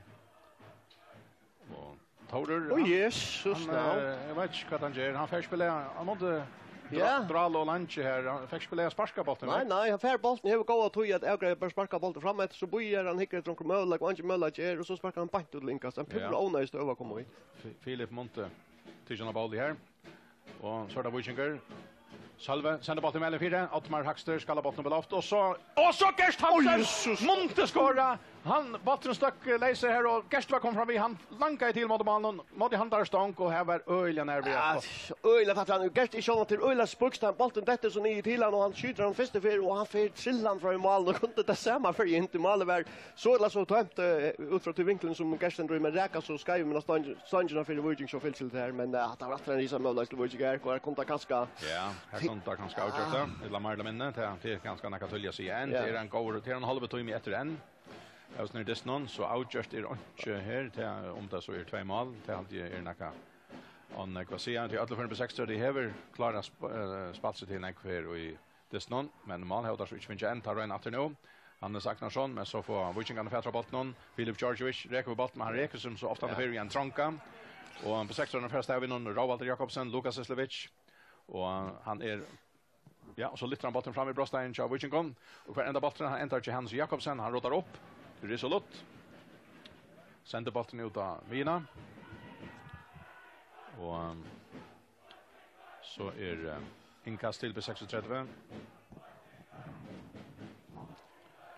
Och bollen kommer fram efter här högre med igen och är utanför och till inkast till på 36. Och tar vi det till Ottmar Ferre och halvdels han måste med bollen ut av vattnet men i stället är han så kommer i bra på 60 halvorna här Lava runner att vinner den bollen och han vinner så att det blir en inkast till Witchingar vänster med.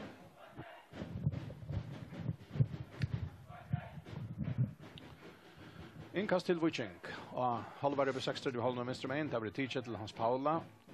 Men så för bollen ut här halt igen. Han får inte fatt honom och Jonas sörjer för att han inte renner han upp och målspark är nu till på 36. Jag kvarter är färdig. Halva timme efter Eldesnon. Witchinger 8-1-0 mot på 36. Målspark till på 36. Det tar Torrer. Bollen kommer fram av Mina, Lukas Eslevic och så en Michelin med den Hannes och Sebastian Pinkel och det ända vi inkastet till Witching. Hannes Jakobsen ska ta inkast Ara Camillinjerna vänstermägen framåter vid sjölinjerna och han kastar bollen ut till inkast till 60. Ja, kastar faktiskt in så han får om att. Ja, så där. Det känns in av väl.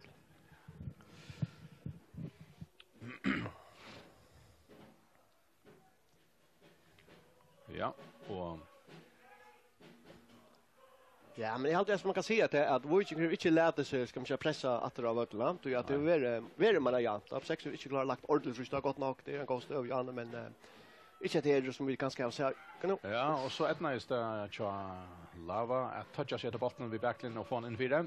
Och så över 16 finns ju fästra bollen nu. Jonas center han så i hinna halvorna.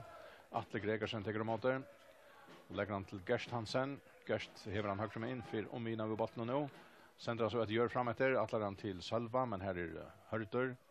Och så får vi inte fästra bollen. Tar spelaren framåter till Salva och att gör framåter till Kvann. Lava, han stannar så och skjuter. Nej, ser flott utsökning till Andreas Lava men nästan en go Bjärging till Tore Thomsen. Nej, Witching han är ordentligt tar ju vakna som allon alltid. Det blev det till Witchingar nu alltså. Nu var det mot och Tora Peter och en fantastisk äldring från Sölvi högre. Andreas arbetar fram i mot och Boston och han kommer att göra för Boston AC och dreja sig akkurat som en taläschar och knalla till med räka så bant i kroppen ja Tore Thomsen på 60 man och så lite att fire en akvarium jag vet inte sammaste det vet jag. Starkt att se man två alltid annars är utöver Erling eller vad? Ja. Ja.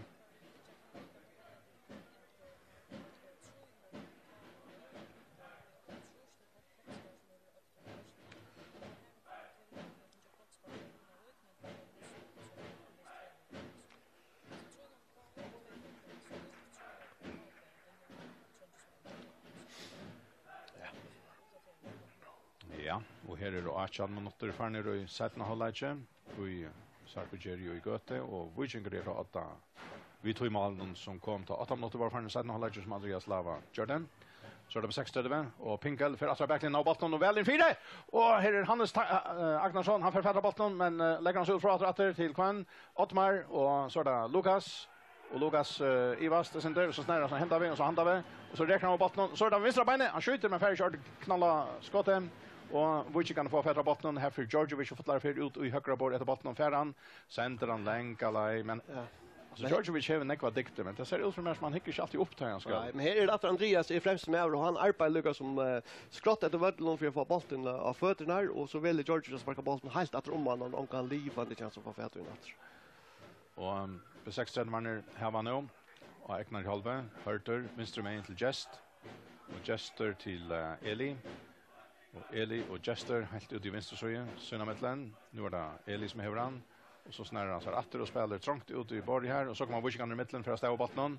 Gerst häver han till Lava till Kvann. Ja, och så stackar botten om man har minnat Lukas spelar han fram vi med Harry Georgievich vinner han prickar han ska pricka han till motläggarna på 16 får han åter och först var det Ottmar och nu är det Sebastian Finkel och så att han ska vi sändning nekvar ska vi sändning på nu och spelar ju så trångt ganska så är det Lava han snärrar så då Blue Laser och så får han bara ensamt I herrna reker fotlar för och så kör han en man undan så är det ja vinner inkast I verkligheten ja det var och han tänker det själv ett nej nu så hade han helt rätt ja men hade Andreas I ser så sysselt ut till som att det bär något han hastar affär inte ordentligt han fär inte ordentligt runt I jocken alltid ja så jag snacka enkla vet nu är här han driver på högra benet kvartera så det är väl ett land där missar han är ju går här nu på 60 ska ganska långt fram av Vettland så kort så fast så ja han röner ja inkast till Witching, Gerst tar det längt fram I bröststein och botten vill skalla över på loft och han kommer ner in I bröststein och Witching han får en långt in och så skjuter hans Paul halvfloktar mitt för mål han kommer ut så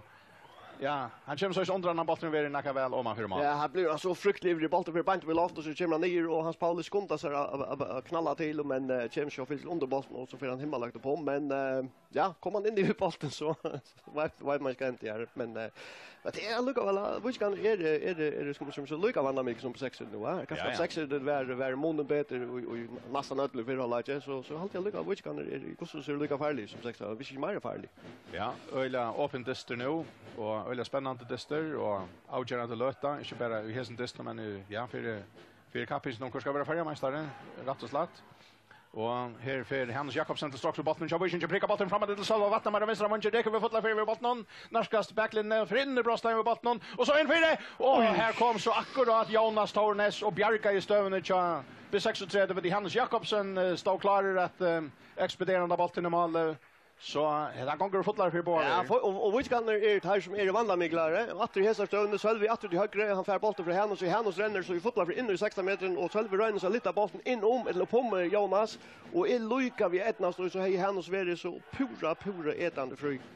Men alltså vilka likarna har att annat här är bara vandla miglar nu. Spelar ganska inte perfekt men farligt. Hotna spark till Witchingar hans Paul tar det högt in 4 och tar få skalla bollen in från åter men så ändrar vi på 60 den första stävningen och han vill spalta framåt till Pinkel vänster med igen och så stäcker han av och färdig så slapp ju undan det första och så räknar han långt om han för släppa undan det nästa så häver han så är det Lukas som fick strax vid botten mitt av inne och så prickar han bollen framåt till bröststein med Malmö Gesa kommer ut lägger sig ner och färran. Ja, men går stod upp 6 men Elringe från Sistovic till Ottmar Ferro som ränner gå och stöver vi för hör och Malmö är först ut av bollen här. 23 minuter farner sätten håller håll igen och här är ekvilia spännande. Witchinger är 8-1-0 och Malmö kommer sätten hålla igen och det kan för vissa skevera ser avgörande för Witching om timern ettnast att varvaita lastarna och vinna den distan. Gerard är inte till så är allt som bänder att kvar ständer vi nekta om bästa korsen och någon och tog hesten här distan så ser avgörande och men för tog är inte avgjort och det är rätt omfär efter en men urskiftningar ja och till Gunnar Vattnamär ska in för Hein Hansen ja där vill bara skifta mittbackspelare in för mittbackspelare ja men det är stadigt kan lava för han gänger och det är lite så det men jag tycker att han börjar som långst vi att bryta ut då tror att han är lön matchvinnare och sannolikt är ju störst att vi skanna en malkmaterial till Wittingham så är det väl Andreas som ska få färdrat ja eller hur så blir passar ut ja ja inkast till Witching Gerst Hansen längt inkast och på 16 ska bollen upp I loft och ja så heter det Maltajen han får det boll det är 2-0 till Witching och det var åter Andreas Lava alltid och hade var lika löj mål som en förra. Ja men alltså längt inkast är knallhårt inkast från Gerstudio och högra vart bollen för bant upp efter så det han lastar vi backlinna och här ständer så Andreas och så eller så får han foten av bollen här och 2-0 ja men nu är väl stövan upp så gott som varje annars hoppas det vet neck för fram igen 2-0 den tar det vanliga lasla farlig lasla allt det är pumpstock som man kan få där men ja checka det gänga ja ja, men det har lust att se att här man inne jag vet nog. Han tar bara ordentligt löj mål men alltså det täljer vi. Ja. Det är Och nu hade man säga Vikingur pitcher att ta goda spelet har haft nu så gärna där lötte sig 8 isne så det är inte komma på rankon att få en mål nu har. Nej, slett inte. Du tar helt ju av fram och tar var mer vanna med. Vi vantar ganska 16 för ordentligt spännande alls på men Magna det är ordentligt. Vi kan det vara mer farligare som vi jökna gängande men så helt lite det köta 1 mål 6 så väntar ju hela loppet. Ja, och tar det för vi att bjöa till er och så får där hatna spark. Alltså TV och i Ardan köper 60 tar spalt point men det tar bara inte mål finns igen. Nej, men tycker att han får en lite chock är det första målet är ju en lite värre vidla eller stor värre vidla som det ger och är där återut kanske inte helt uppe på men han lyckas är där återut och här var kanske inte ordentliga fota sig att det första målet men nu är det skott gjort med 18 för vid 2 mål. Ja, och här kommer jag vet inte har någon spark här först köper 60 det väl för det. Här var någon som ordentligt att saxa ett lag. Oj. Ja. Vi skiljer land och andra är hänt onkel är stan Angels väl.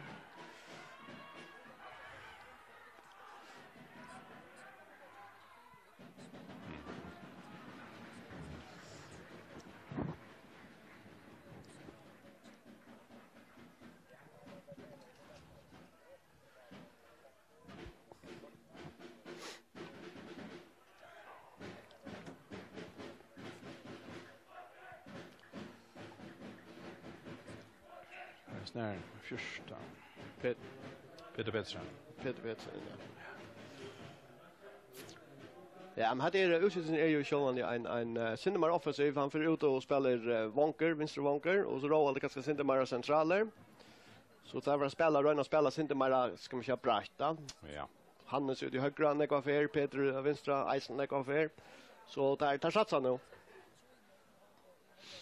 George vi ska grejer kan inte här. Han la en löt här men man inte minns. Han har fått något ja.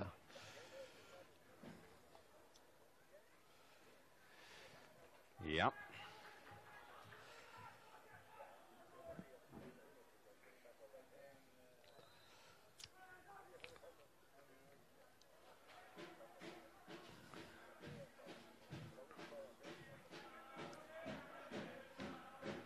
Ja, så är det på 60 vid åter.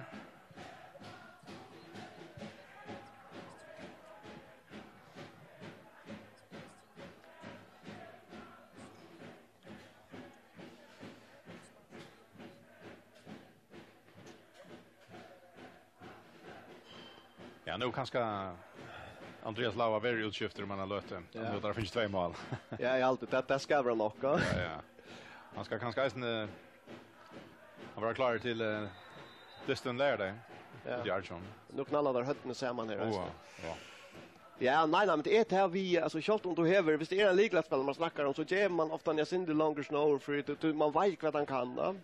Och vad det sannolikt och annars men att vi kommer inte kan göra det så som det är. Så det är ganska sköla största. Och tror ju här man han inne så långt som i över är försvarligt då och man måste säga som där ligger lötne så för av vötlen som det står vinnare ja så att och på målen var det Center omtalig att lands där så men det som du säger det täljer lycka väl som ett land.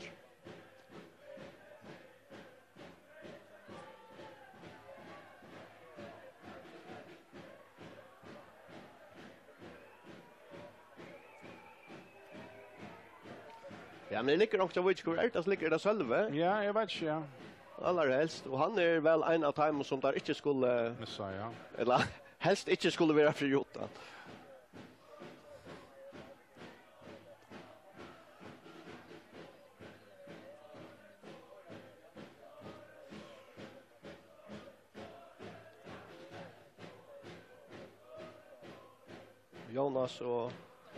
Jonas och Sölve knallar i hötten samman där så de bara så illa ner släppa det natter runt eller. Ja.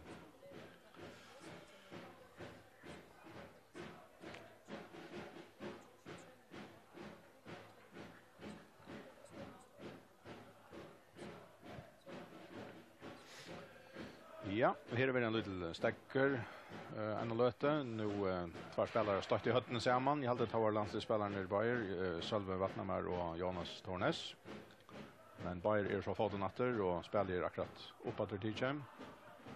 Och här är alltså 2-0 till Viking och Öjla går höjder.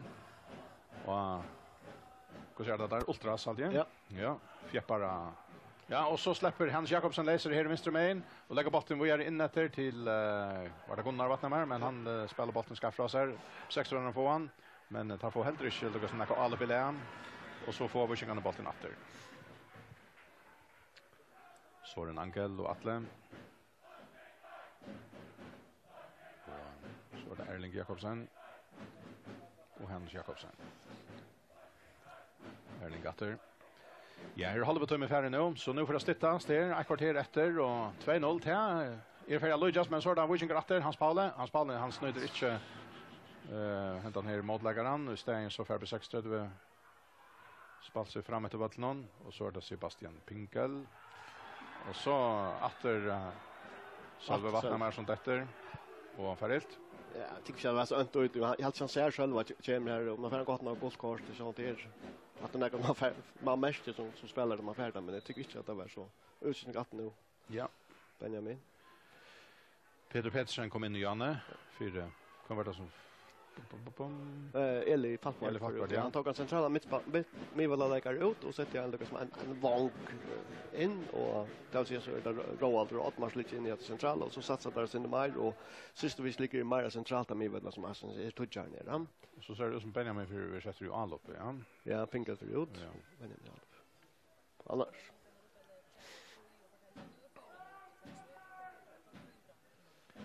Ja, så mål och stökan så gott ut jag kvar kommer att säga, men det är för kanske visa sig vara alla det och sväckna och så är det Wiking vinner här där, men det är inte säkert så vi tar ett ungefär efter en och Wiking kan eja distan ut i Arjun och här är inte så lätt att syfta. Schotten där.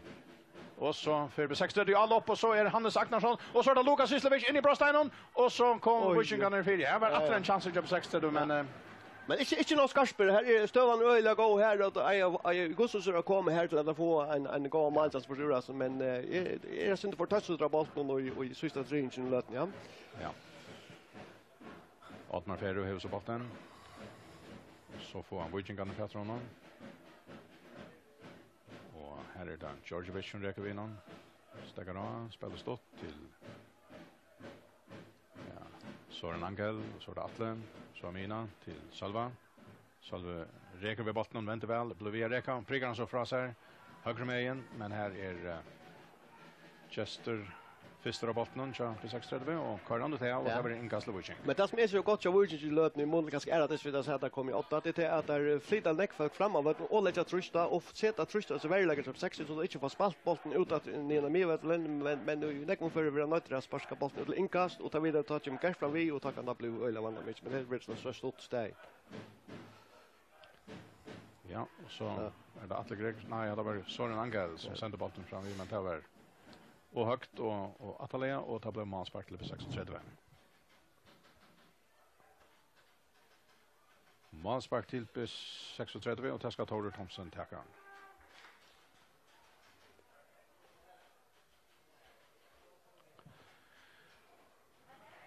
34 minutter i Landsolais. Farner her i 17. halvlek. Wikinger og Odda 2-0. Måte på 6:30 ved målene kommer i 17. halvlek. Og Andreas Lava Olsen er mester for Don Bavon. Så er det Salve Vattnamar. Filip Georgievic, så sitter han fyrra. Narkas Brosteinon. Så Salve etter, høyre med inn i Brosteinon og Baltnon. Og rekrussenter spiller han videre. Og så Hans Palle Samuelsen. Beint om han fyrre. Han går da en Salve arbeider for høyre og legger bare bolten til høyre beint av Paula her. Og han regner bare å plassere han og kvært. Få sett bedre om han fire mål. Men det är alltså framvis vi ska ha haft alltså i gång stöv och normal läget här har haft månen här i Örnholm att köpa 6 ganska höj för. Ja. Så vet inte kvar kan spela in det också om vi snackar lösen och vind och det är förskälligt om det kan ge vad det eller sånt här extra som det var ju 6 ganska höj för roller så det var ju ganska här och gör. Så det på 6:30 Benjamin Hennesen höger med in och han släpper in om en läkare vid Baltnon räcker så. Och så räknar han bänt en målläggare. Bollen stöker ut att till Jonas som kommer fram vid höger med in. Han driver in om en läggare över Baltnon och spelar så fra sig till Roald. Och kanske Roald räcker center och han Brostein över Baltnon räcker höger med in. Låter så Jonas få bollen och det ända vi inkastet till Wiking. Ja, det är Hans Pauli åter och lägger trust av Jonas och sparkar bollen av Jonas och så tar vinner inkast i sig. Gott väl spännande spel.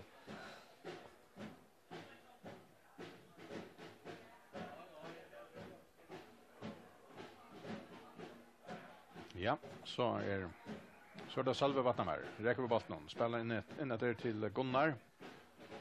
Och Vikingarna bygger upp på ägnare halve. Ja, målet kommer i omkring i höra vi. Gör så väl.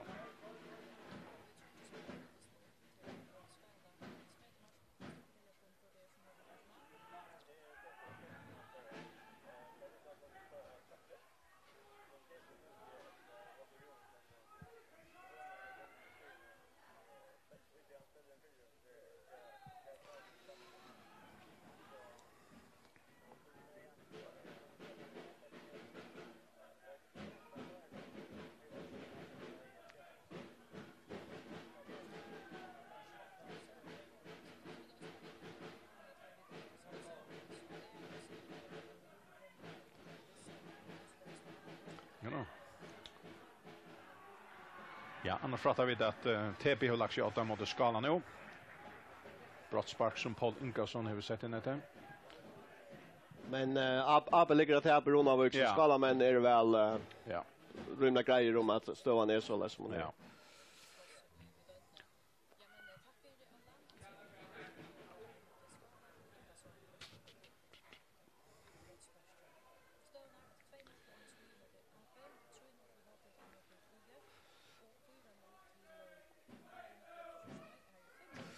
Ja, och så att det är en mål till Viking men nej.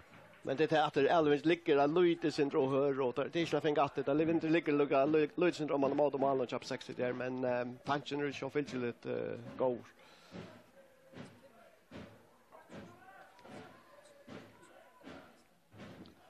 Ja, 6-3 minuter farner och i sätten halvlek. Viking går 8-2-0 på 36 och i Alope. Och där har man venstre med igen och lägger han in till Lukas nej så kommer Erling Jakobsen och expedierar bollen bort från Vandalai och så blir det istället till inkast till B36 och det är venstre med igen några meter in i Vikings halvan.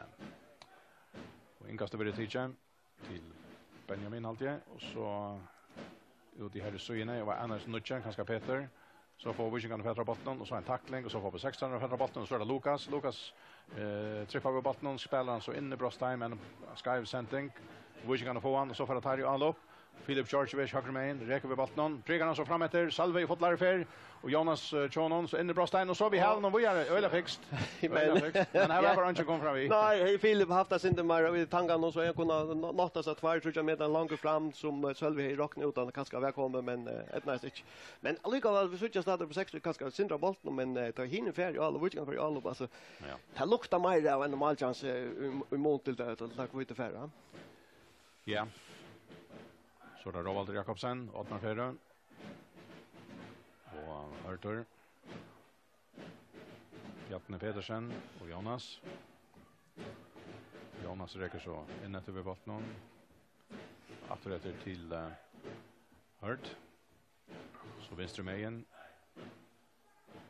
Och här var det så Jester och så där Roalder och efter Jester för botten väl vissar Narkas Brostein om fyra fram vi det första så ständer Verian Jovic här botten kommer ut från att Viking kan ha van nej på 16 har van Ottmar och Jonas och så att back nu så väl en fyra och så för bollen nu det här blir nytt inkast till B36. Här är en över 5 minuter efter av this någon och Viking är det Sears Calls vid 2-0 Lashle mot B36. Gör så väl.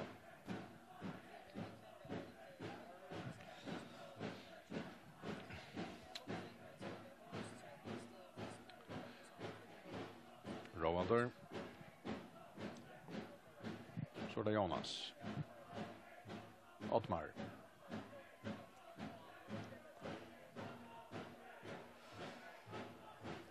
Och vi kan standa väl. Öjla väl stäcker skjuta bollen vinna så bollen så det inte blir vandra med ja.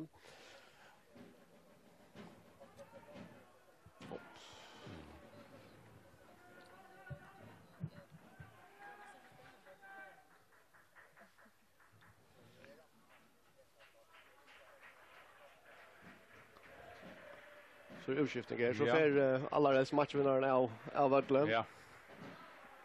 Andreas Lava och Jon Krossla kommer in.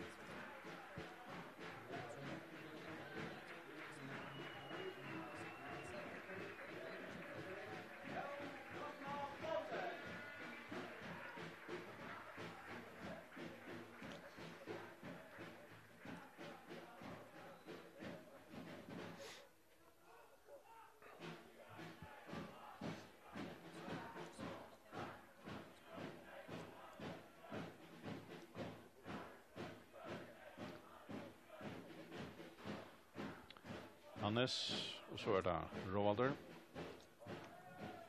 Och så Utau.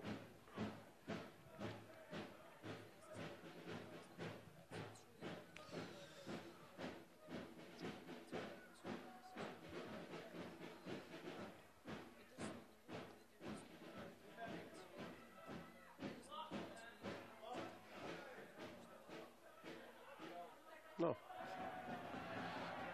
Ja, så AP så finns ju mål nu så till 2-1 till NSOI Ronavik och UF finns ju ett mål mot HP. Och så skiljer ut alla nu blev 3-1 till NSOI så han tar ett lopp till ja då men alltså men för jag skorar.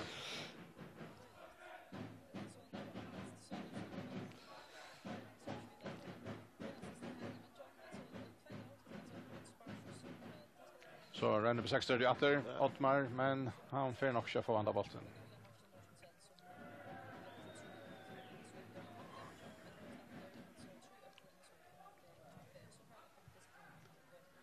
Ja, här är en 30 minuter efter det vanliga lagtöj och stövan är framvis 2-0 till Viking mot B6 och 3. Så att nu har alltid att det är bara det allra mest bjärsikta som trycker att det blir något annat än en Viking säger. Nej, men det är eisen till att Viking klarar helt upp 6 veck från någon att han har malgärda så att det här var vill se Örna har haft öliga gott tag på 60 och har eisen själv vidare och i rymna gåen stöv och kanske inte 100% chans men det var tatt vi och har helt upp 60 veck från färden tror man säger men även att det ska ett mål på 60 och det är en 34 mot 30 eller vad det är vi äger att just det alltså så kan komma äldre men det är inte som bättre att det låter vi kan så utleva fullständigt styra av stövn som man är i löten. Ja, och här är så en skifting för en framcham. Viking gon tar över 2 målskytten Andreas Lav Olsen som får ut för att se nu inför han kom Jon Krossla Paulsen. Och nu skiftar vi 36 mera folk. Nu ska Hannes Agnarsson för ut och inte mor ganska äckligt med det. Det har stunkat med det. Erlander Magnusson alltså. Ja. Men det är väl att man säger okej. Tog ju färre. Ja. Jag vet inte. Ja, det är inte att säga men alltså. Ja, nej. Det gör den unga mannen chansen det var. Det är Ludde Sandlukt på 60 för att skjuta 2 mål nu men det vi inte känt till 1 minut efter än så plus att läsa. Ja. Det kommer 4. Det kommer 4. Ja, och så där Viking. Ja.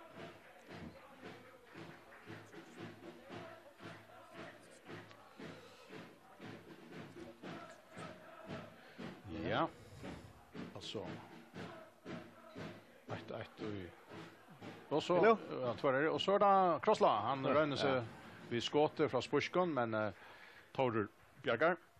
Ja, så hade jag en score stöva men så fällt till en fabelakt och det är så bättre till men jag orkar man pröva så. Ja, och visst det var 0-0 så är han ganska rent och andra att det var synder så läs. Jag spelar för Gallery någon kanske. Och så en hör tackling. Rovalder för gult. Salve säger Orsaka. Det är Rovalder körde vi på. Jo då. Ja. Ja, här är några stöva i mellan Jonas och Atla. Ja. Det var inte blöjor kan Nej. Nej, jag hade ett men det här är ofta glömt att han. Ja, det är det. Då är det ju uppligt. Ja. Så kan det flänna att du. Ja. Och så är det Viking efter. Men nej, nu hade jag lyckats som att vi Janland så nu hade jag att tog in i färden, vanliga lag tog in i färden så vi skulle färra sucha om vi skulle nog helt av en efter där. Ja. Det blir inte skojma i allt, ja. Det är nog så dämligt i växeln och så att det för att komma nu att det är mycket sånt där. Viking kan ha så bollen, Ragnar finna någon annan här på 60-talet men det är lyckas med bara pastar hade erfaren ur jag såret. En stöv vi här där asanna att det här är nog. Ja, det virka så ja. Ja. Det står ju på 6 års Rås att det runt i att han mal att det här kommer att ut och hade vi bättre ganska framåt någon. Men jag hade lyckats vi ska lägga den här nice vanliga alltså mal och så var strush som favor kan man säga här att han har ställa första och få så ända mala och så vart han nästan att där färdig. Tror du minuter har lagt det rätt.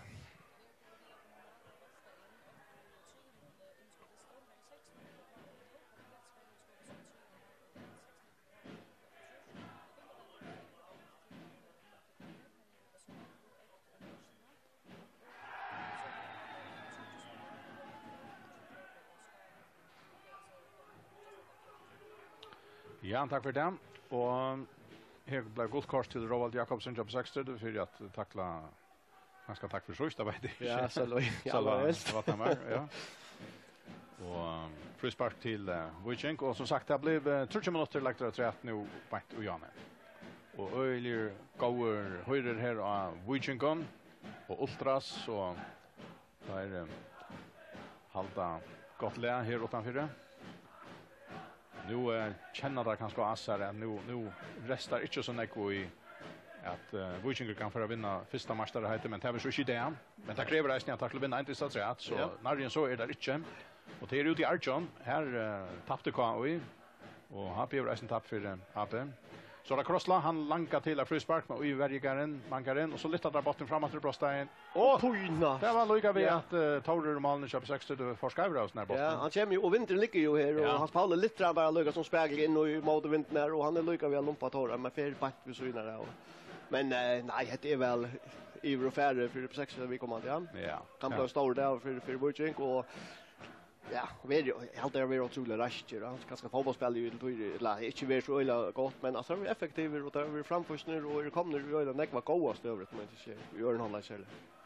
Ja, det är spännande att man har lagt det större det är och tar var raskt här sätta halvlek där var inte bättre i förra halvlek men sätta halvlek har nog varit bättre. Jag hade för en här där finns mål där. Och här var då väl att förra på 6:30 att kommer någon där och tar upp 60 den här inte som andra. Nej, släkt det är helt på 6 veck alltså. Ja. Det är en hotmansparstöva som väl eller vandrar med att söka till men alltid det vet jag men så alltid Wojciech har 2 mål plus att det har haft några ska man säga rymliga goda stöver allt. Ja. Och tar Reina på 6:30 var ner. Och så kommer Wojciech i mitten. Hade Gerson för vunnit sig fram med målagaren spel så in efter till Salva. Salva lägger bollen högre med efter till Gerst. Gerst spelar första för ser det spel. Salva vattnar in i Brostein och skjuter. Oj så in till hade det där. Oj, super arbete Salva vinner bollen först spelar Gerst där bollen så fortsätter vi renna kämrarna eller spuskar och filter lite men får in runt från Salva. Ja. Och som sagt tror jag man måste vara lagt att träna och här för att vara lite efter av Toy vant jag 2-0 till Wojciech mot på 6:35. Och så Reina där får alla pelle att på 6:30 var ner då Ottmar fer över bollen Narkas Brostein ska han spela till Lukas med bollen ligger oj så attale och Toy fer han bollen Wojciech kan ha finjan. Och så bruksleie domaren och här är Liot och i Gano och så blev det konfetti räkner och så får hon nejblossen i Luisa här och i ultraslevene stora facknaver här och i Sarpsborg och i Göte och Askoara renna in av vattnet här som ommätar långt har vunnit mästarheten men vi skiljer där väl heter det ett sera tojande sti som Wojciech nu har tidigt och i Strämbanen i att vinna första mästarheten efter sammanläggningarna i 2008 och nu manglar bara en set bolter Shadamon men han vill ut i Arjon lejer det igen och kvar säger att det var lätt men nu har där chansen hetta mot där meta Avera att han tar första distan som eftervär och det var hämtat distan kanske som klaxskingarna särskilt hade krakt såna vanor på i men det spelade väl out John Wojciech efter en förra halvlek här på 36 måste vara om man har så tog Wojciechers Sharon Raj och vann 2-0 här i sättna halvlek och nu standar där alltså av gottene till första mästarheten men spänningen han hällde sig lycka till sista distan tog lejer det inte allt ändar ta och 2 möjligheter det kan vara Wojciech och det kan vara KOI som tar vinner Men Vikinger hever 4 måneden, tar av matchbolten, vinner tar, så vinner der fargemeistere heite, men vinner der ikke, så blir det møvelige KOI som blir fargemeistere i stegen. Vi færre at vita om vi ikke får året av ankran av spillerne nu etter dysten, og kanskje vi gjør et stort legg til Hamnar Fest.